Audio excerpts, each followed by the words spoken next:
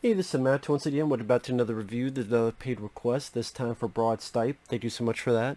And for those interested in requesting pretty much any type of videos or topics or reactions or randomness, whatever, feel free to send it either directly to my PayPal or join my Patreon. Both links are down below in the info box.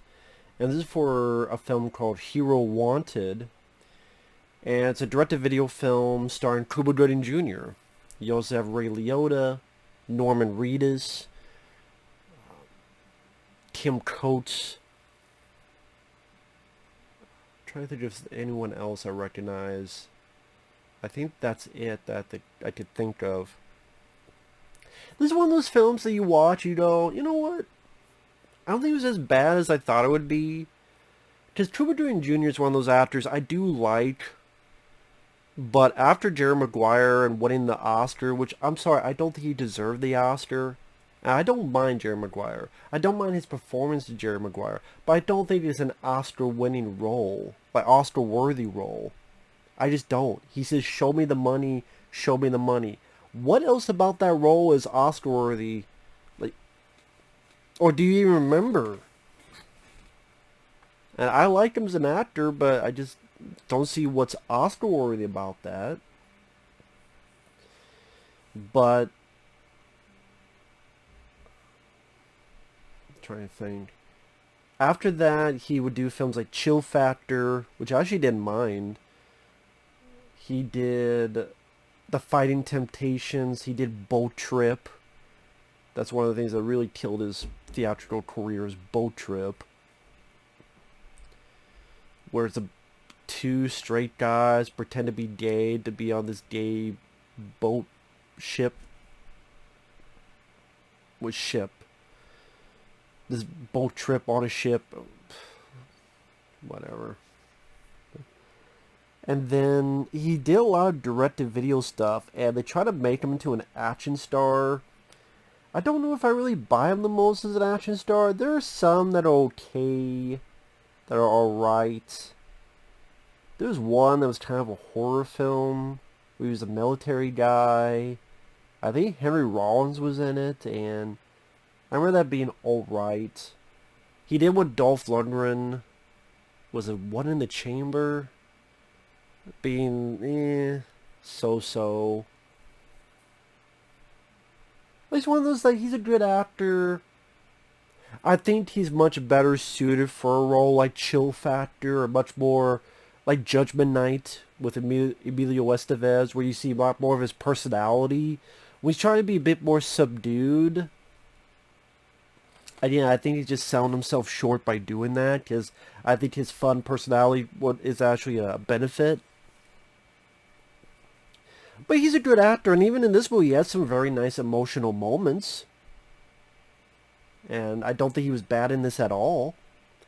Ray Liotta, I like Ray Liotta. He's a good guy in this. I looked at the cover, I figured he would be the bad guy. No, he's a good guy. It's just he's not in the film much, and he's completely wasted. Anybody could have played his role. I don't even know why Ray Liotta is in this. I really don't, because his character is pretty...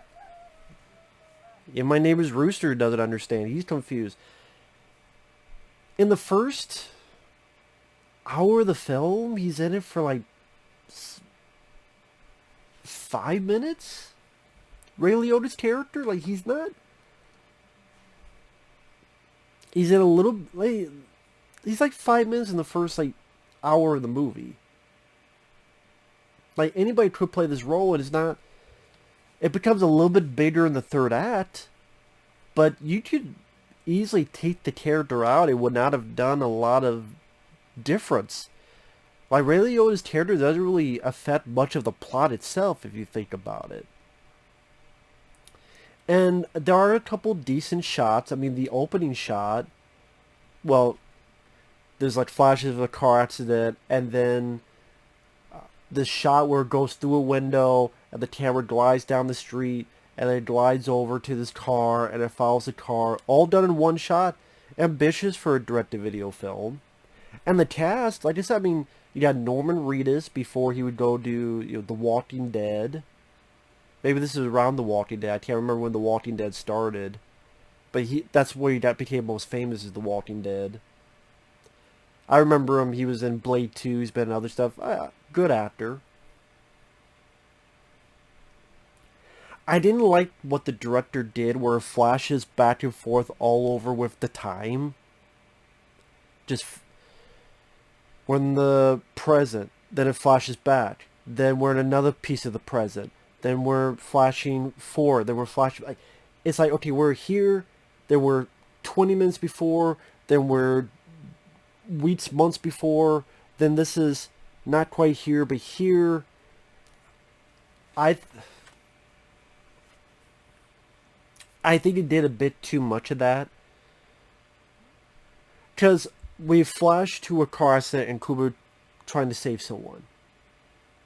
Then this one shot, like an ambitious shot, one take, where Kuba is in a bar, he's getting drunk, he's starting a fight, he gets hit. Then it flashes back to him as a garbage man. His wife has died. His co-worker is Norman Reedus. They're hanging out.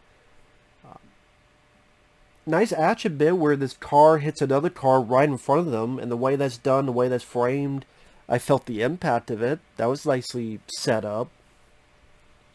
He goes, he saves his girl. Then all of a sudden, we're in this place where Kuba's going to a garage where this guy has a gun, and Kuba has a gun, and he's fighting the guy. It looks like the guy shot Kuba. Then we flash all the way back to Kuba's a garbage man with his... That's what I mean, like, all this playing around, like, okay, wait, he's in a bar. No, wait, now he's at the garbage man, and he saves this girl. Oh, now we're in this other different garage where he's having a firefight with this guy. No, wait, now we're way back where this bank robbery happens. Oh, now we're in the middle. Then we're here. Then we're here. It gets confusing. It did not need to do that. It was a try-hard move by the director. Like, trying really hard to keep people on their toes. It just gets irritating after a bit. I mean, you're not Quentin Tarantino. You're not... It's just... being a bit more linear would have helped the story a bit. There's an important plot point, yes, that's revealed eventually, but that you could keep under your hat and still keep the story fairly linear. You start at a certain point, you keep it linear, and then the reveal, and then you go back on certain stuff. Like, you start with the bank robbery, and then this bank teller he likes gets shot, and then he gets shot, and then...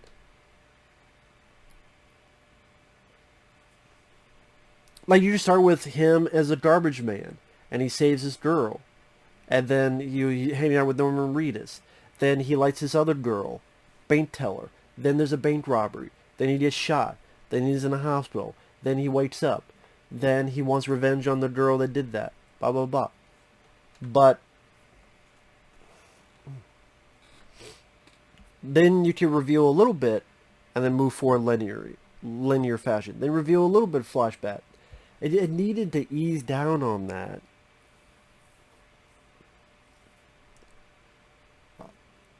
Ray Liotta, as these bodies pile up, because Cuba Gooding Jr. did kill the guy in the garage. He wasn't killed. He had a bulletproof vest on. You find out till much, much later. Because, like, I swear it's almost like 40 minutes before you get to the second half of that fight in the garage. And that's why I mean the editing kind of hurts the film a bit. Trying to be overly ambitious with it. Oh, another familiar face, Ben Cross, may he rest in peace, from Chariots of Fire, The Unholy. He was in a Dolph Lundgren film called The Russian Specialist, which is a good one. He's the guy who's teaching Cuba how to shoot a gun. I mean, when you start to understand the story, it's not too bad of a story. It's a pretty decent cast. It's not too long of a film.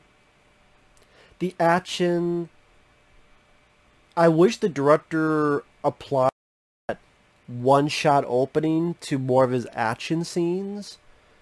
Because I think the action scenes could have been helped by a little bit less cut editing. It's not as bad as a Taken 2, Taken 3, but it's just could be improved a little bit from that.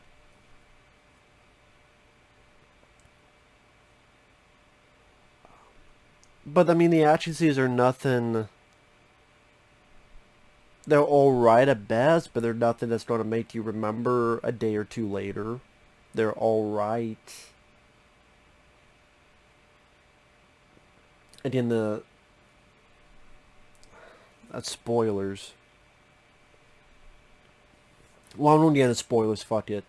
Like the second part of that garage battle, he stabs the guy in the dick, and then he nails his arm to the wall and beats him to death. Okay, decent brutal than I thought it would be.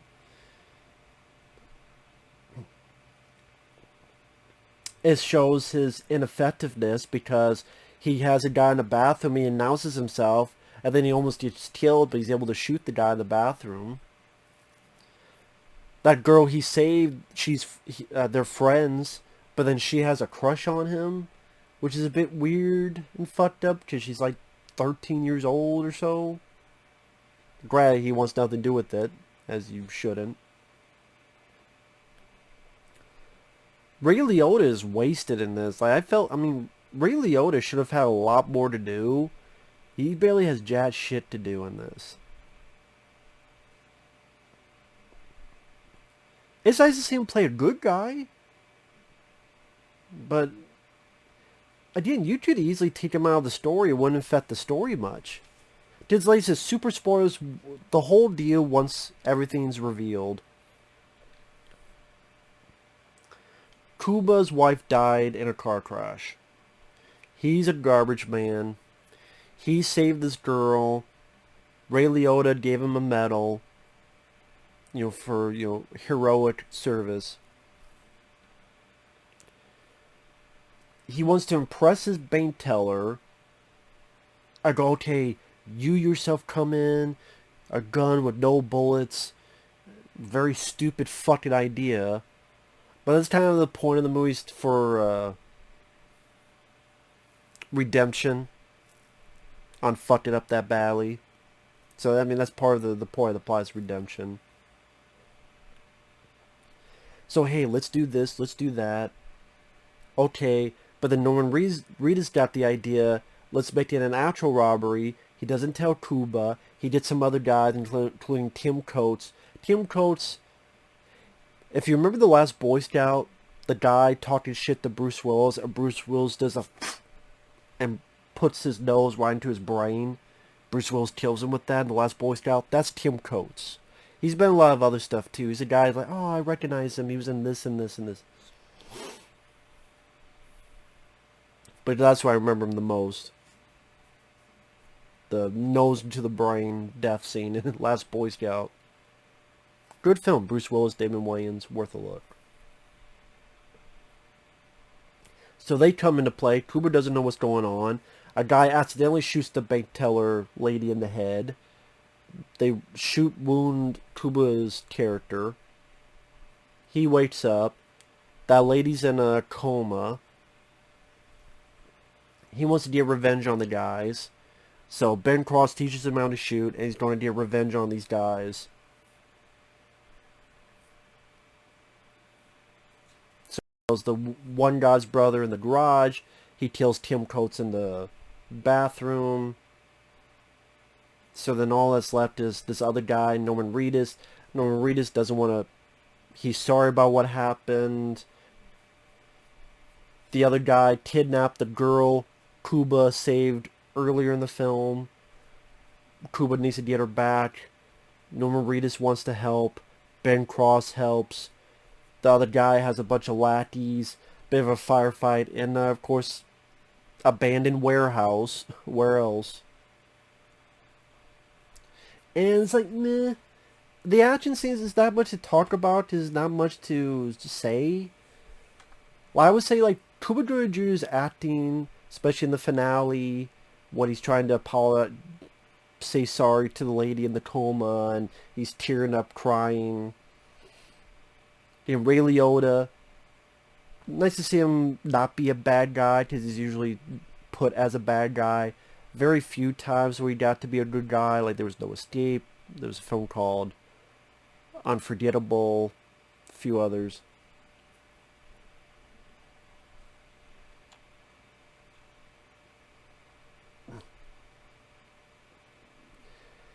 And then it's not that I didn't think the story was that bad. It kept me at least interested to see what would happen next. The cast, I think, helps the film quite a bit.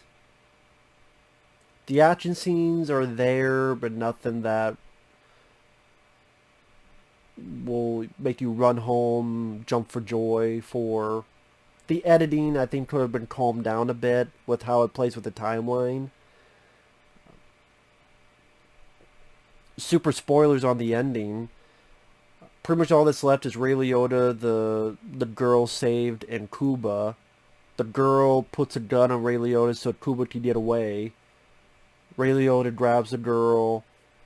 Cuba goes to the... He's been shot. He goes to the bank teller lady who's in a coma. He's ready to shoot himself. The girl finally gets out of the coma and grabs his hand so then he doesn't shoot himself. That he collapses and then he wakes up and he's in a wheelchair and he's in prison.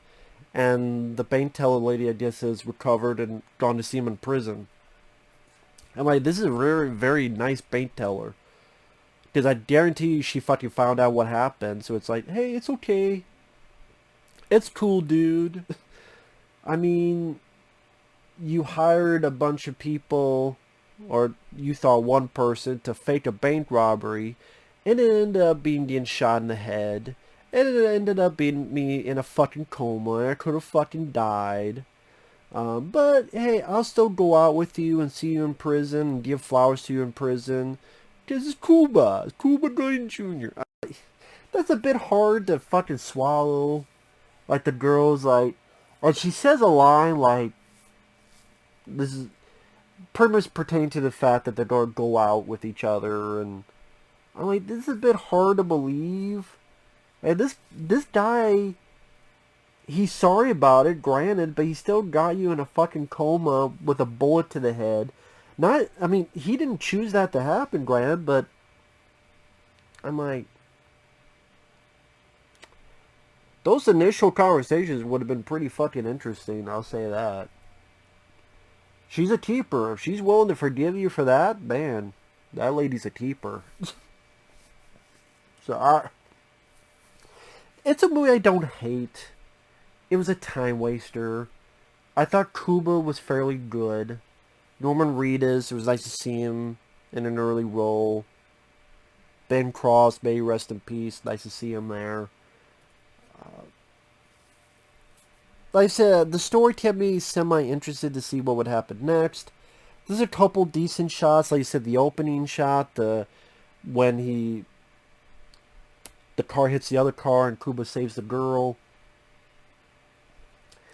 Some of the action scenes I think could have been done a little bit better. But they're definitely not the worst I've seen. Ray Liotta, I wish, was used a lot more prominently. Because even when the cops come at the end, other cops come because they hear the gunshots, and then Ray Liotta comes. It's like... He knows maybe something's up. I guess they needed a character to why he goes to jail. And although the jail's like a fucking country club type of jail. That... It is what it is. My Hero Wanted... Like I said, other Cuba direct-to-video films, it's okay. It's alright. It's a time waster. I would say if you're a big fan of the cast, if you're a big fan of Cuba Gooding Jr., it's worth a watch. I'm not saying you might like it, but it's... I've seen much worse. I've seen much worse movies. There was a Cuba one, was it like Welcome to Tahoe, or... I forget what the hell it was called. Like, he's done quite a bit of those direct-to-video films, and... I don't think I mean, it's better than Daddy Day Camp, his shitty sequel to the Eddie Murphy movie. It's better than Daddy Day Camp. Better than Boat Trip. So take that for what you will. So, yeah, it was what it was. With that said, thanks for watching. We'll see you guys later. Bye-bye.